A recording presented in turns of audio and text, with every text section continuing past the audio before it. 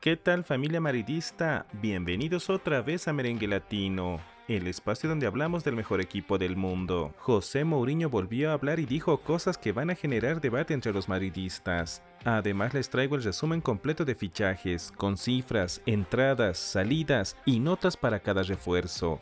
Y para cerrar, una noticia que nos llena de orgullo. El Real Madrid vuelve a ser por tercer año consecutivo el club más valioso del mundo. Hay muchas noticias interesantes de las que hablar, así que pónganse cómodos. Comenzamos. El técnico portugués estuvo en el chiringuito y soltó frases que ya están dando vueltas por todas las redes. Lo primero que le preguntaron fue por Yan Diomandé, el fichaje más caro de la historia del Real Madrid, y acá Mourinho fue claro. Dijo que él no pidió a nadie en particular, que llegó al equipo analizando la plantilla con calma, sabiendo lo que quería pero comportándose como si no supiera nada, para evitar filtraciones como las que hubo la temporada pasada. Contó que los primeros fichajes, Dumfries y Konaté, no eran de esos fichajes que hacen explotar las redes, pero el equipo los necesitaba, y cuando llegó la opción de Diomandé, un extremo rápido, agresivo, que puede jugar por las dos bandas, joven y con mucha proyección, Mourinho fue tajante.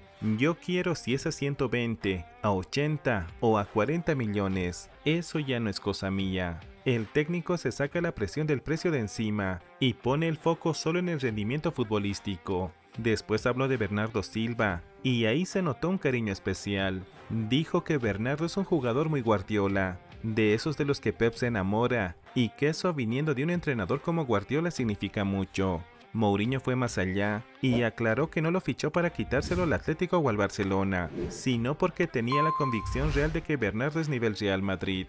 Y sobre su posición, dijo que hoy lo ve de mediocentro, pero que puede jugar de 10 por la banda derecha, viniendo por dentro, básicamente una pieza multifuncional para el mediocampo.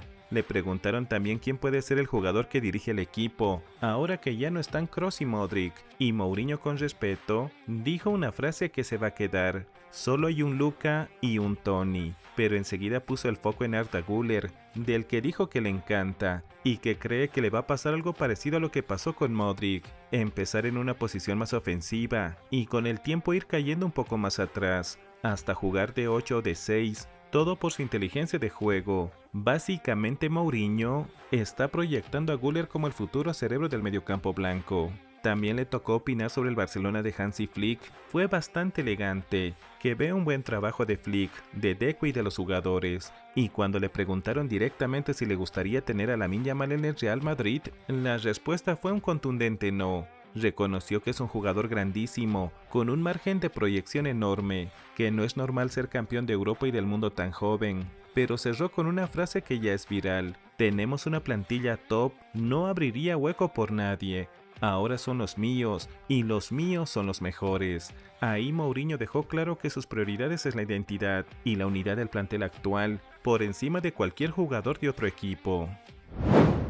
En la misma entrevista, le preguntaron por un tema espinoso, el caso Negreira, los pagos del Barcelona al que fue vicepresidente del Comité Técnico de Árbitros, y ahí Mourinho tiró una ironía fina. Dijo entre risas que cuando él dirigía en España, en su primera etapa, ya olía algo raro, aunque en ese momento ni siquiera sabía el nombre de Negreira.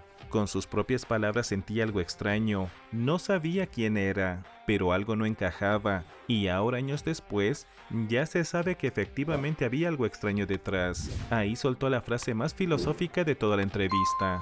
Dijo que lo único que hoy le sigue pareciendo extraño es la justicia, que todavía no ha resuelto el caso, y puso como ejemplo lo que pasó en Italia con el escándalo Calciopoli, donde sí hubo consecuencias deportivas fuertes para los clubes implicados. Cuando Josep le insistió en si le parecía evidente que pagarle al vicepresidente arbitral es manipular la competición, Mourinho no se guardó nada. Dijo que solo hace falta tener el coraje de mirarlo a los ojos. Ahí quedó picando la pregunta que todo el madridismo se hace desde hace tiempo: ¿por qué un caso así todavía no tiene una resolución clara?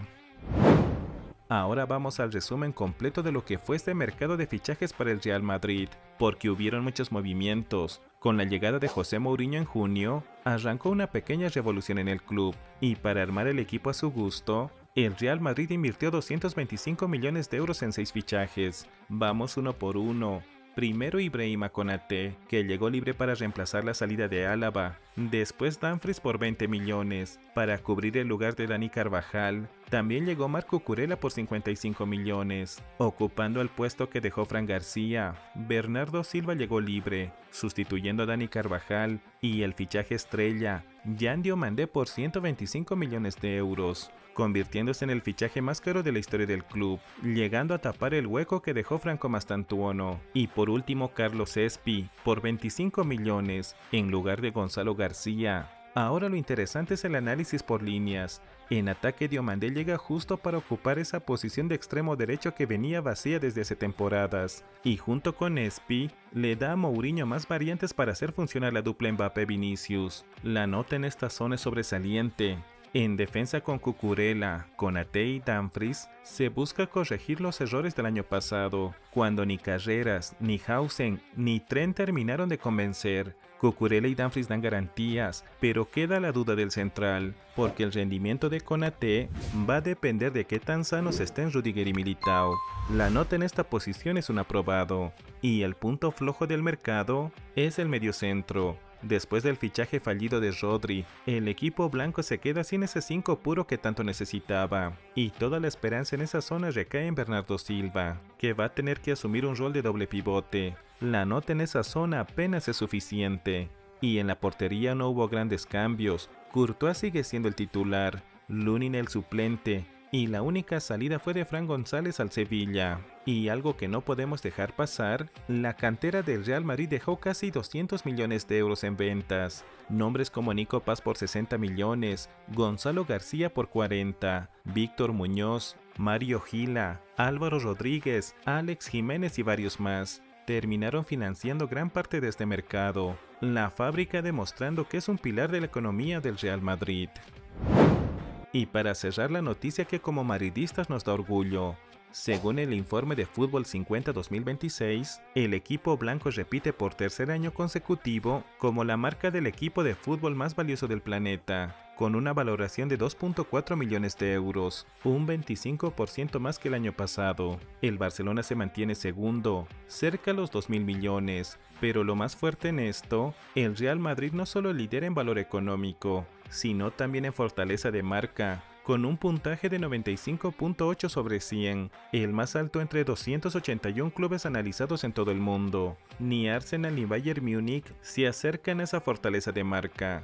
Y bueno, familia madridista, ahí tienen el resumen completo de las noticias más importantes del día. Pero ahora las preguntas son para ustedes. ¿Están de acuerdo con lo que dijo Mourinho sobre Lamine Yamal? ¿O ustedes lo hubieran fichado? ¿Y creen que a este equipo le falta un mediocentro puro? ¿O confían en que Bernardo puede con ese rol? Déjenme su respuesta en los comentarios. Si les gustó el video denle like, compártanlo con otros madridistas. Y si les gusta estar al tanto de las noticias del Real Madrid, suscríbanse al canal.